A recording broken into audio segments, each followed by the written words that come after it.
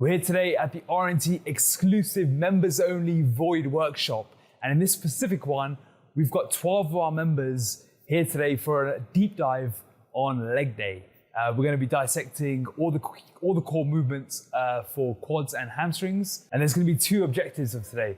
The first is to learn and optimize technique. And the second is to teach and train real high intensity, which is the key to getting the most out of your training. All of the proceeds of today's event are going to an amazing charity called I Can, You Can Too, which is focused on giving underprivileged youths coaching, mentorship, access, and resources to amazing career opportunities, and most of all, helping unlock their potential. So I'm very excited for today's event to be partnered with such an amazing cause. So if you want to see a glimpse of the RNT family hard at work, let's dive in.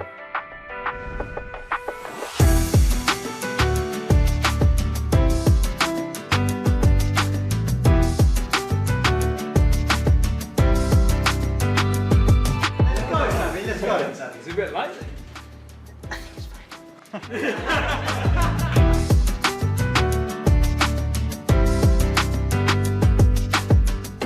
Now the key thing that Ed wants to be thinking about here is he wants all the movement to be coming from his hips. So he wants to be thinking at all times, hips back, back, back, back, and maximizing the stretch across his hamstrings, okay?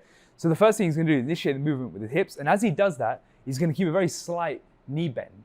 And that slight knee bend should stay static throughout. What you don't want to be doing is increasing that knee bend as you go down and turning it into a regular deadlift. So as you go back, go back, Ed.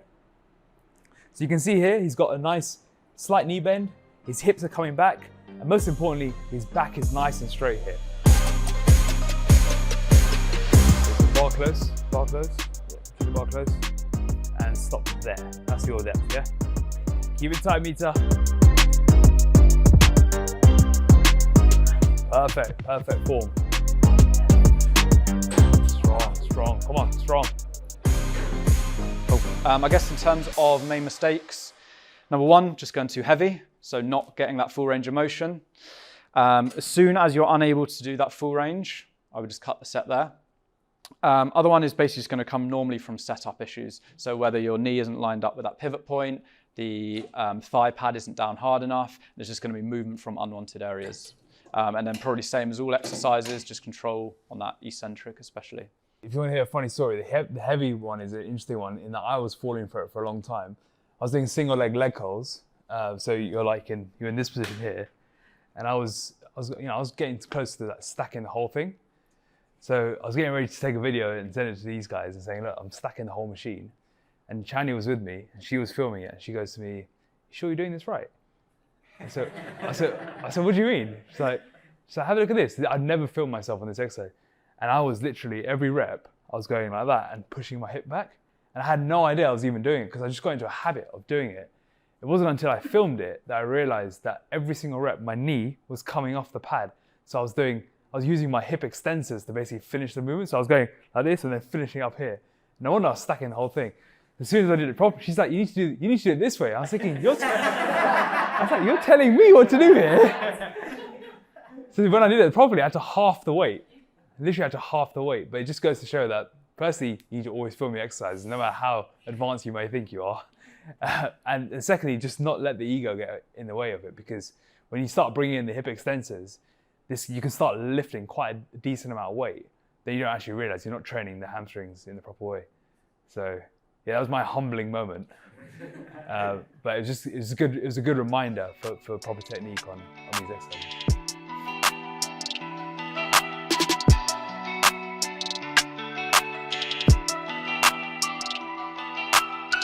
So if you're breathing, keep it in at the bottom because you want to be tight, and then you breathe out as you're basically at the top. That bottom is where you want to be really tight and have all that air.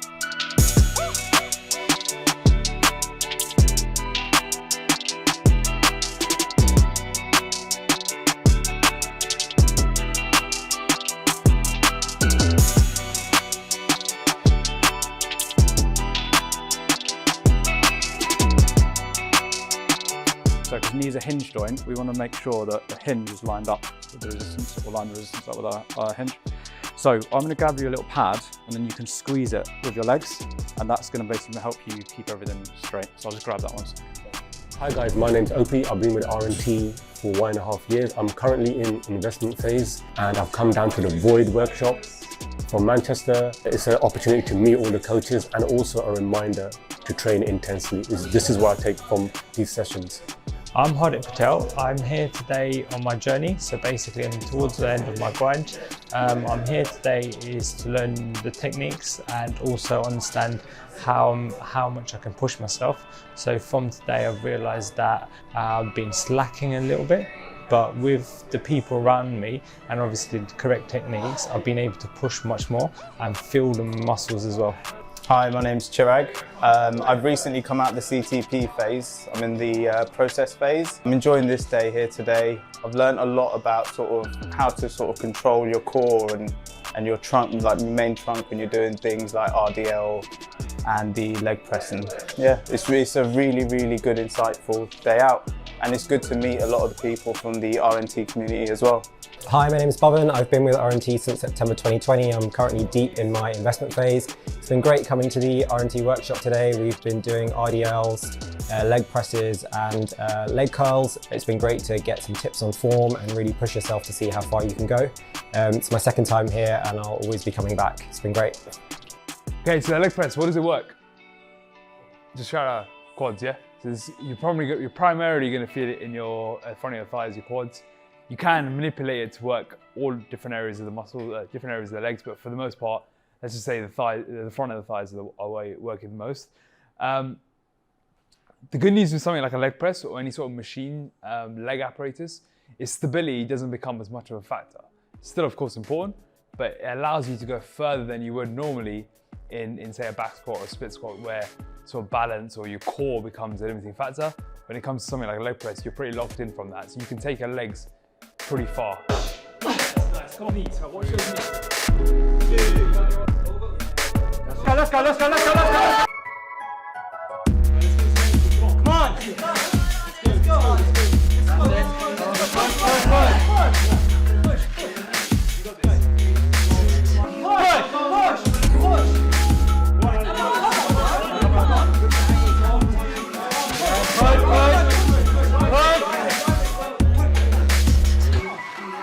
One person push, the other person pull it back. So if we get split the group in 5 this side, 5 that side, it literally just relays back and forth.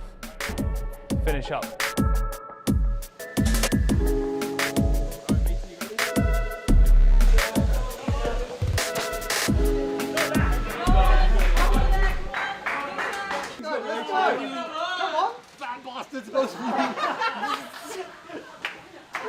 You need to go on RNT, man.